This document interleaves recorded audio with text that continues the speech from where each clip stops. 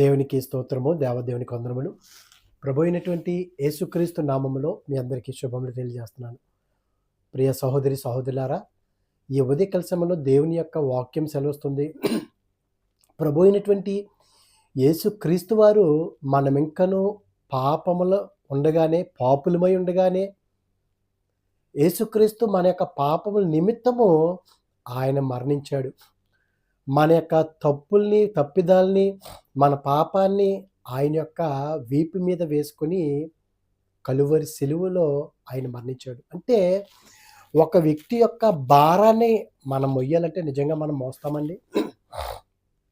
ఒక వ్యక్తి యొక్క శ్రమల్ని మనం అనుభవించాలి అనంటే మనం ఒప్పుకుంటామా దానికి? నేనెందుకు? అతడు అప్పు చేస్తే నేను కట్టాలి, అతడు తప్పు చేస్తే నేనెందుకు శిక్షను అనుభవించాలి అని అంటాం మనం. మరి ప్రభువారు ఏమైనా తప్పు చేశాడైనా, ఏమైనా పాపం చేశారా? కానీ మన కొరకు, మన దోషముల నిమిత్తము ఆయన శ్రమలను అనుభవించాడు. ఆయన ప్రాణాన్ని విడిచిపెట్టాడు మన కొరకు. అంటే దేవుడు ఎంత త్యాగాన్ని చేశాడండి. మరి ఆ దినాల్లో కూడా ప్రవక్తలు కూడా దేవుడు ఏదైతే చెప్పాడో అది, ఇదిగో నువ్వు చేసేది ఇశ్రాయేలు ప్రజలకి కానీ, లేకపోతే దేవుని యొక్క బిడ్డలకి ఎలాగ ఉండాలి? ఒక సూచనగా ఉండాలి. ఇదిగో నువ్వు ఒక్క దెబ్బ తినాలి అంటే తర్వాత వాళ్ళు తింటారు, ముందు నువ్వు చూపించాలి. ఎంత భయంకరమండి! ఎదుటి వారికి ఏం జరుగుతుందో, ఇదిగో నువ్వు దెబ్బలు తింటావు బెత్తముతో అన్నప్పుడు ముందు నన్ను కొట్టారనుకో, నేను ఊరుకుంటానా? వాళ్ళని కొట్టండి, అంతేగాని వాళ్ళకి సూచనగా నన్నెందుకు కొడతారు, నేనెందుకు చూపించాలని అంటాం మనం. కానీ ప్రవక్తలు ఎప్పుడు కూడా వారి నోరు తెరిచి దేవునికి విరోధంగా కానీ, అవిధేయత కానీ వారు చూపించలేదు. ఈ ఉదయకాల సమయంలో ఒక ప్రవక్త కనుక మనం చూసుకున్నట్లయితే యెషయా ప్రవక్త గురించి కూడా మనం విన్నాం. దాదాపుగా 3 సంవత్సరాల వరకు ఆయన ఇశ్రాయేలు ప్రజలు ఏ విధంగా దిగంబరులు అయిపోతున్నారో, వారు ఇశ్రాయేలు ప్రజలు ఈ ఐగుప్తు వారిని, అలాగే కూషు అంటే ఇథియోపియా దేశాన్ని ఆధారం చేసుకుని వారు విర్రవీగుతున్నారని, రాబోయే కాలంలో వారు దిగంబరులు అయిపోతారని యెషయా ప్రవక్తకు దేవుడు అన్నాడు. ఇదిగో నీవు వారికి సూచనగా ఉండి అన్నాడండి. ఎంత భయంకరమండి దేవుని యొక్క పరిచర్య అంటే, ఎంత కష్టమో. మరొక వ్యక్తి మనం చూసుకున్నట్లయితే యెహెజ్కేలు గ్రంథములో 4వ అధ్యాయము 4వ వచనంలో చూస్తే, మరియు నీ ఎడమ ప్రక్కను పండుకొని ఉండి ఇశ్రాయేలు వారి దోషమును దాని మీద మోపవలెను. ఇశ్రాయేలు యొక్క దోషం కొరకంట యెహెజ్కేలు ప్రవక్త గారు ఈయన సూచనగా ఉండాలంటున్నాడు.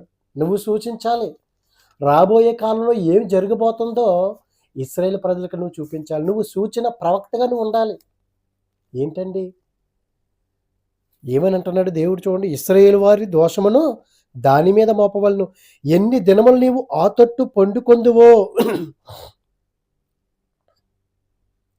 ఎన్ని దినములు నీవు ఆ తట్టు పండుకొందువో అన్ని దినములు నీవు వారి దోషమును భరింతువు. ఇశ్రాయేలు యొక్క దోషాన్ని యెహెజ్కేలు గారు భరించాలంటండి. ఎన్ని దినాల్లో? 1 దినమా, 2 దినాలా, 3 దినాలా? వారి దోషమును నీవు భరించినట్లుగా మన దోషాలని, మన పాపాలని, మన శాపాలని ప్రభువారు భరించారు. ప్రభువారు ఆయన మీద వేసుకున్నాడు. ఆయన మోసాడు కలువరి శిలువలో. ఎంత భయంకరంగా మన కొరకు ఆ రక్తాన్ని చిందింపబరిచాడు. మన కొరకు, మన దోషముల కొరకు ఆయన కొరడా దెబ్బలు తిన్నాడు, భరించాడండి. అట్టి రీతిగానే ఇశ్రాయేలు యొక్క దోషము కొరకంట ఇదిగో నువ్వు సూచనగా ఉండాలి. నువ్వు ఎన్ని దినాలు నువ్వు భరించినట్లుగా వారి దోషము చేసిన సంవత్సరములు లెక్క చెప్పున నీకు 395 దినములు నిర్ణయించున్నాను.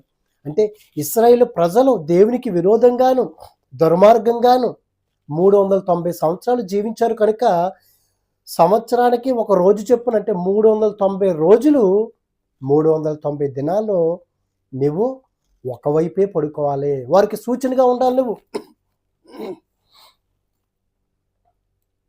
ఎంత కష్టమండి దేవుని యొక్క పరిచర్య. యెహెజ్కేలు ప్రవక్తకి సూచన ప్రవక్త అంటే నువ్వు చూపించాలి. వారు నేను తన్నుతానా? వారు నేను కొడతానా? వారు నేను తరుముతానా? ముందు నువ్వు చేసి చూపించాలి. ఇదిగో నువ్వు అస్సలు గ్యాప్ లేకుండా నువ్వు పరిగెట్టుకుంటానే వెళ్ళాలి అన్నారనుకోండి మనల్ని.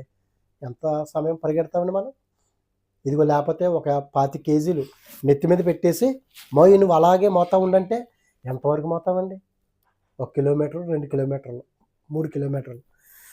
లేదు నేను చెప్పేంత వరకు కూడా నువ్వు మొయ్యితానే ఉండాలంటే బస్తా తీసి పక్కన పడేసి నువ్వు చేసుకోవయ్యా అంటాం మనం. కానీ నేను చెప్పేంత వరకు కూడా నువ్వు చేస్తానే ఉండాలంటే ప్రవక్త గారు ఏమీ మాట్లాడలేదు. 390 దినాలు ఎలా పడుకోవాలంటండి? ఎడమ ప్రక్కన పడుకోవాలంట. మరియు నీ ఎడమ ప్రక్కన పండుకుని ఉండి ఎడమ ప్రక్కకి ఒకే వైపుకి 390 దినాలు పడుకోవాలంటే ఒక్క రాత్రికాల సమయంలో మనం 1 గంట 2 గంటలు ఒకే వైపు మనం నిద్రపోగలమండి? గంట సమయంలో ఎడమ వైపుకి కుడి వైపుకి ఎలా పడుకుంటాం మనకే తెలియదు కదండి. బైబిల్ గ్రంథంలో అదే విధంగా సొలొమోను గారు ఉన్నటువంటి సమయంలో ఒక స్త్రీ తన ఇష్టానుసారంగా పడుకుంది. తన చంటి బిడ్డ మీద పడిపోయింది, చనిపోయాడు. అందుకే కదా సమూయేలు గారి దగ్గరికి 2 బిడ్డలు మార్చేస్తుంది. సమూయేలు గారి దగ్గర వచ్చినప్పుడు ఇదిగో ఈ బ్రతుకున్న నా బిడ్డ నా బిడ్డే, ఈ చనిపోయినటువంటి బిడ్డ ఆమె బిడ్డ అని అబద్ధం ఆడినప్పుడు సమూయేలు గారు దేవుని యొక్క జ్ఞానంతో ఇదిగో 2 ముక్కలు చేసి ఇచ్చేయండి అన్నప్పుడు నిజమైనటువంటి తల్లి లేదు లేదు నా బిడ్డని మీరు ముక్కలు చేయొద్దు, ఆమె దగ్గరే పెరగనివ్వండి అని ఇచ్చేసినప్పుడు అవును నిజమైనటువంటి తల్లి ఎవరో అప్పుడు నిర్ణయించి ఇచ్చేస్తాను. చూడండి ఆమె ఏం చేసింది? మంచం మీద పడుకున్నప్పుడు ఇష్టానుసారంగా పడుకుంది. అటు తిరిగి ఇటు తిరిగి బిడ్డ మీద పడిపోయింది. చిన్న బిడ్డ కదా. యెహెజ్కేలు ప్రవక్తని దేవుడు ఎడమ పక్కనే నువ్వు 390 రోజులు పడుకోవాలి అని అంటూ ఆ దినములు గడిచిన తర్వాత కుడి ప్రక్కన పండుకొని ఉండి 40 దినములు యోదావారి దోషంలో భరింపవాలి. మరి యోదావారు 40 సంవత్సరాలు వారు నాకు విరోధంగా జీవించారు. 40 రోజులు నువ్వు కుడి ప్రక్కన పడుకుని ఉండు. ఎందుకనంటే 40 సంవత్సరాలు సంవత్సరం ఒకటి ఒక దినము చెప్పున నేను నిర్ణయించి ఉన్నాను. ఇలాగూ నీవుండగా యెరూషలేము ముట్టడి వేయబడినట్లుగా తేరుచూచు చొక్కాయిని తీసివేసి బాహు చాపి దాని గురించి ప్రకటన చేయవలను. ఏం చేయాలంటండి? ఒక ప్రవక్త ఒక సేవకుడు చొక్కాయిని తీసేయాలంటండి. ఇంట్లో అయితే పర్వాలేదు, భార్య భర్త లేకపోతే బిడ్డల ముందు పర్వాలేదండి. మనం బయటికి వెళ్ళి బట్టలు తీసేయమంటే సట్ట తీసేయమంటే మనం తీయగలమండి. కానీ దేవుడు ఇదిగో రేపటి దినాన్న ఇశ్రాయేల్ ప్రజల్లో కూడా వారు బట్టలు లేకుండా ఉంటారు. నువ్వు తీసే వాళ్ళకి సూచనగా నువ్వు చెయ్యన్నప్పుడు నిజంగా తూచా తప్పకుండా దేవుని యొక్క మాటకి విధేయత కలిగి జీవిస్తున్నారండి. మనం అసలు వింటున్నామా? దేవుడు మనకి ఏమైనా ఇటువంటి పరీక్షలు పెడుతున్నాడా? ఇదిగో నువ్వు సూచనగా ఉండాలి ఈ విధంగానని లేదు కదండి. పాపాన్ని విడిచిపెట్టమని, పాపాన్ని విసర్జించమని, పాపాన్ని అసహించుకోమని నా వైపు మీరు తిరగండి, మీరు ఆత్మతోనూ సత్యముతో నన్ను ఆరాధించండి అని దేవుడు మనతో మాట్లాడుతుంటే మాట వింటాను కూడా మనకి బరువైపోతుంది. కానీ ఇదిగో మన బరువును మోసాడు, మన భారాన్ని మోసాడు, మన పాపాన్ని మోసాడు ప్రభువారు. ఇప్పుడు ఇశ్రాయేలు ప్రజలకి యోదావారి యొక్క దోషము నిమిత్తము నువ్వు భరించాలి. 390 రోజులు నువ్వు ఎడమ పక్కనే పడుకో. 40 దినాలు 40 సంవత్సరాలు కనుక వారు ఇశ్రాయేలు ప్రజలు 390 సంవత్సరాలు భయంకరంగా జీవించారు. యోదావారు 40 సంవత్సరాలు నాకు విరోధంగా జీవించారు. అదే 390 రోజులు ఎడమ పక్కన పడుకో. 40 దినాలు నువ్వు మళ్ళీ కదలకూడదు. అతడు మళ్ళీ ఎడమ పక్కకి తిరిగాడు అనుకోండి, దేవుడు చెప్పిన మాటకి అవిధేయత చూపినట్టు అవుతుంది.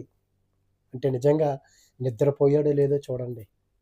ఎవరికైనా ప్రమాదం జరిగిందనుకోండి, లేకపోతే ఆపరేషన్ చేసినటువంటి వారికి అటు ఇటు కదలకూడదు, అలాగే పడుకోవాలి.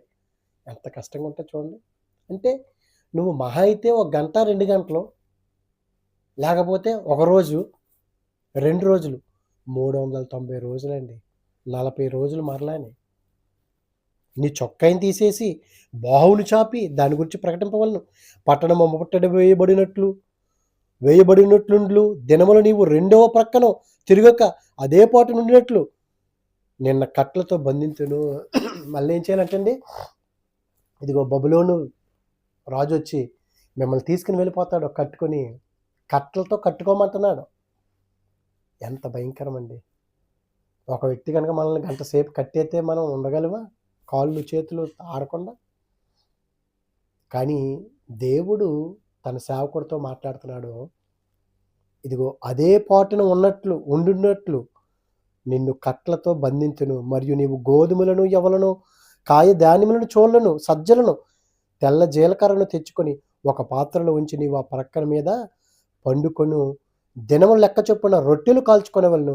390 దినములు నీవు అలాగూ భోజనము చేయుచు రావలను. నీవు తూనిక ప్రకారముగా అనగా దినమొకటింటికి 20 తులములు ఎత్తున చొప్పున భుజింపవలను.